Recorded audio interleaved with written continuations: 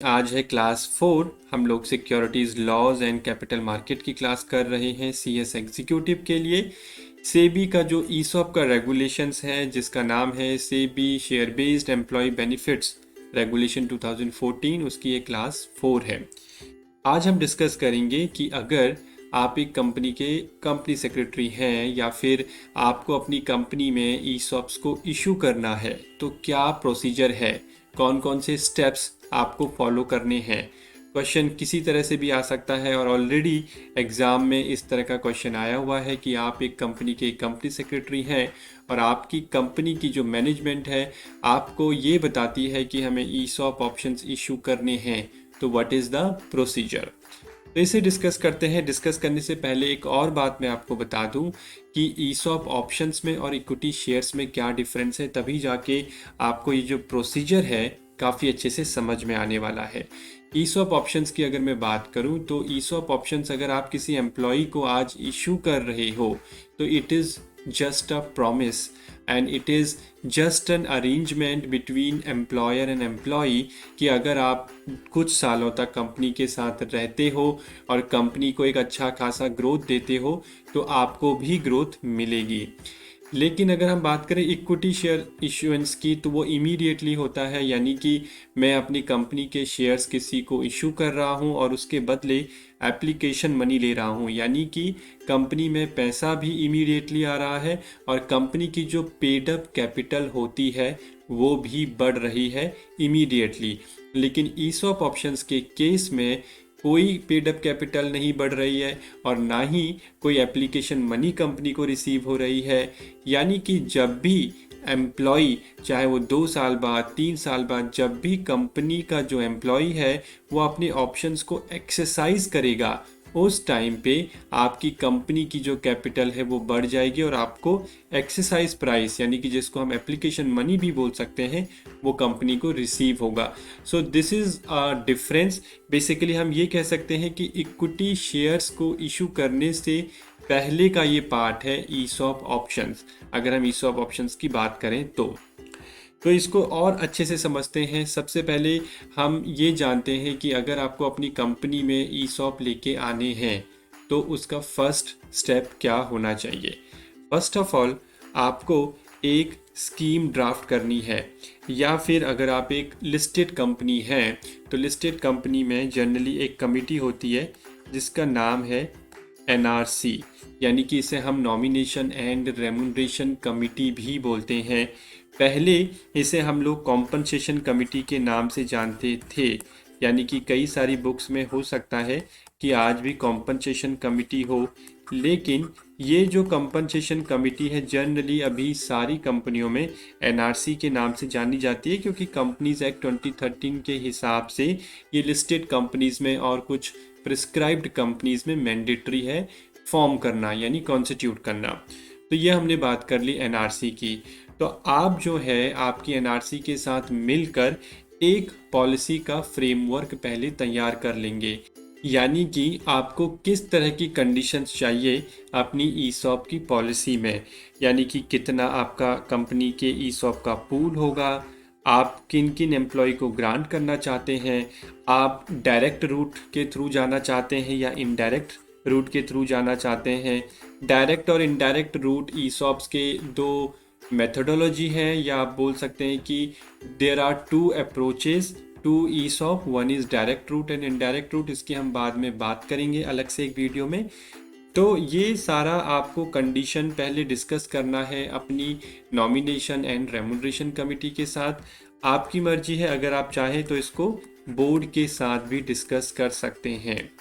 There after you have to draft a scheme, आपको एक proper scheme बनानी है जिसको हम लोग ईसॉप स्कीम बोल सकते हैं या फिर ईसॉप पॉलिसी भी बोल सकते हैं। इसमें बेसिकली आपकी कंडीशंस होंगी कि टोटल कितने का पूल है, राइट। उसके बाद आप इसमें बताओगे कि कौन से एम्प्लॉय एलिजिबल हैं, फिर आप ये बताओगे कि इसको कैसे एडमिनिस्टर करना है, कैसे ईसॉप को मैनेज करना है। अगर कंपनी के जो एम्प्लॉय हैं वो रिज़ाइन कर रहे हैं या टर्मिनेट हो रहे हैं या सुपर एन्युएट यानी कि रिटायर हो रहे हैं, तो उस केस में किस तरह से ट्रीटमेंट होगी इन ऑप्शंस की। सो बेसिकली इसमें काफ़ी कुछ आप कवर कर सकते हैं सो दैट आपकी जो स्कीम है वो काफ़ी स्मूथली चले।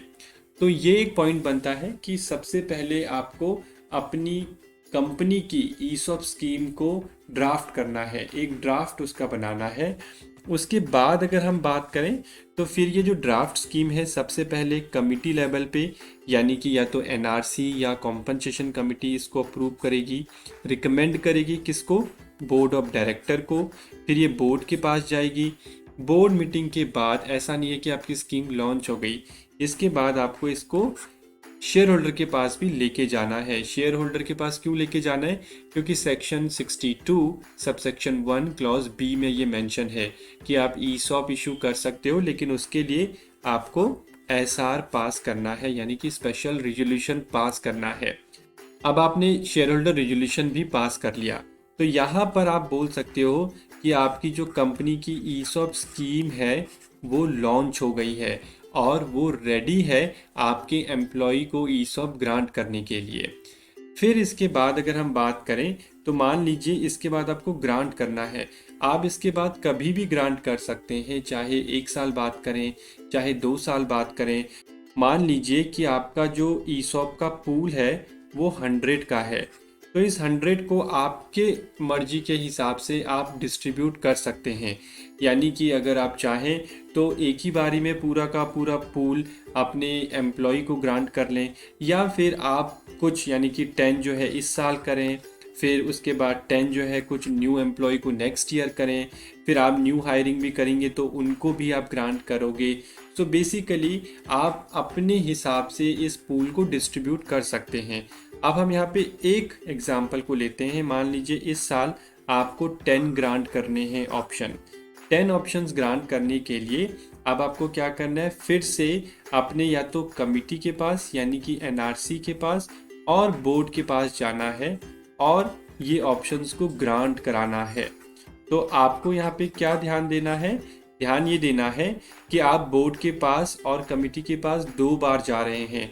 एक बार तो स्कीम को अप्रूव कराने के लिए, सिर्फ आपने स्कीम अप्रूव कराई, फिर इस स्कीम में से आप जो डिस्ट्रीब्यूट कर रहे हैं ईसॉप ऑप्शंस को, जिसको हम ग्रांट बोलते हैं, वो ग्रांट भी एनआरसी और बोर्ड के थ्रू होगा।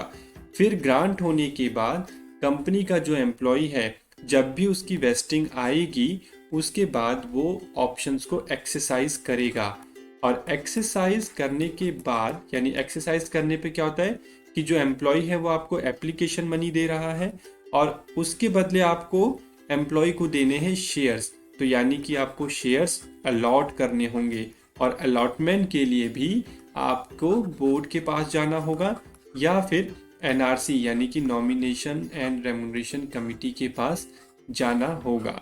तो इस तरीके से आप देखेंगे कि आपको कमिटी या बोर्ड के पास 3 बार जाना है और जितनी बार आप ग्रांट करोगे, यानी ये वाले स्टेज की मैं बात कर रहा हूँ जहाँ पे आप 10-10 करके ऑप्शंस को ग्रांट कर रहे हो, तो वहाँ पर उतनी बार आपको बोर्ड या एनआरसी को अप्रोच करना होगा और उनसे रिजोल्यूशन पास कराना है।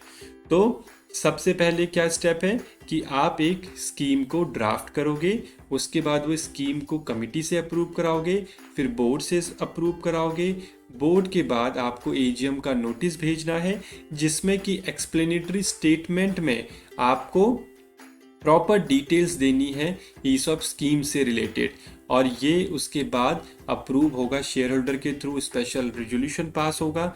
स्पेशल रिजोल्यूशन के बाद आपकी जो ईसॉप स्कीम है वो ग्रांट के लिए रेडी है। फिर जब आप ग्रांट करोगे फिर से आपको एनआरसी या बोर्ड के पास जाना है। फिर आप जो ग्रांट लेटर है, ये स्टेप शायद मैंने आपको नहीं बताया पर दिस इज़ क्वाइट ऑब्वियस कि जब भी आप किसी एम्प्लॉय को ग्रांट करते हो तो आपको ग्रांट लेटर इशू करना है। मान लीजिए कि आप किसी एम्प्लॉय एक्स को दे रहे हैं तो उसमें बेसिकली आप मेंशन करोगे कि कितने नंबर ऑफ ऑप्शंस आप एक्स को ग्रांट कर रहे हो, किस प्राइस पे कर रहे हो, क्या वेस्टिंग शेड्यूल होगा, और भी जो भी टर्म्स एंड कंडीशन आपको मेंशन करनी है वो आप वहाँ पे मेंशन कर सकते हो। तो ये वाला स्टेप रह गया था। तो आपको ग्रांट लेटर इशू करना है जब भी एनआरसी या बोर्ड आपके जो ग्रांट है उसको अप्रूव कर देती है। देन देयर आफ्टर कंपनी का जो एम्प्लॉय है जब भी आफ्टर 1 ईयर या 2 ईयर एक्सरसाइज करता है ईसॉप ऑप्शंस को, तो उसका प्रोसीजर क्या है? प्रोसीजर के लिए जो एम्प्लॉय है वो आपको पहले एक एक्सरसाइज फॉर्म देगा, यानी कि एक एप्लीकेशन फॉर्म होती है ये, जिसको हम एक्सरसाइज फॉर्म बोलते हैं। उस एक्सरसाइज फॉर्म में वो ये मेंशन करेगा कि टोटल, मान लीजिए अगर उसको 5 ऑप्शंस ग्रांट हुए थे, तो वो उसकी मर्जी है, वो चाहे तो 5 के 5 ऑप्शंस को अभी एक्सरसाइज करे, चाहे तो सिर्फ 2 ऑप्शंस को एक्सरसाइज करे। तो उस टाइम पे उसको सिर्फ 2 का ही एक्सरसाइज प्राइस देना है। तो वो मेंशन करेगा कि कितने ऑप्शंस को वो एक्सरसाइज करना चाहता है, एप्लीकेशन मनी कितनी बन रही है, टैक्स कितना बन रहा है, और वो जो एप्लीकेशन मनी है अगर वो चेक के थ्रू दे रहा है तो उसका चेक नंबर, और अगर वो टैक्स का जो मनी है वो भी चेक के थ्रू दे रहा है तो उसकी चेक की डिटेल्स, या फिर एनईएफटी कर रहा है तो एनईएफटी की डिटेल्स। तो ये जो ऑपरेशनल चीज़ें हैं ये भी आप मेंशन कर सकते हो whenever you are mentioning the procedure और the steps involve in ESOP issuance. तो इससे ये पता चलता है कि आपको जो ईसॉप की जानकारी है वो काफ़ी डिटेल्ड में है, या फिर आपको अच्छे से इस कॉन्सेप्ट के बारे में पता है। अब आपने एक्सरसाइज फॉर्म दिया, यानी कि एप्लीकेशन फॉर्म दिया, साथ में पैसा भी दिया। उसके बाद जो कंपनी है, कंपनी अपने एनआरसी या बोर्ड के पास दोबारा से जाएगी और आपका जो ईसॉप ऑप्शंस हैं उसको अप्रूव कराएगी और आपको इक्विटी शेयर्स अलॉट हो जाएंगे, and then you will finally become the shareholder of the company. So this is the procedure for ESOP issue. If you have any doubt, any comment, please do let us know. And now I will see you in the next class. Thank you.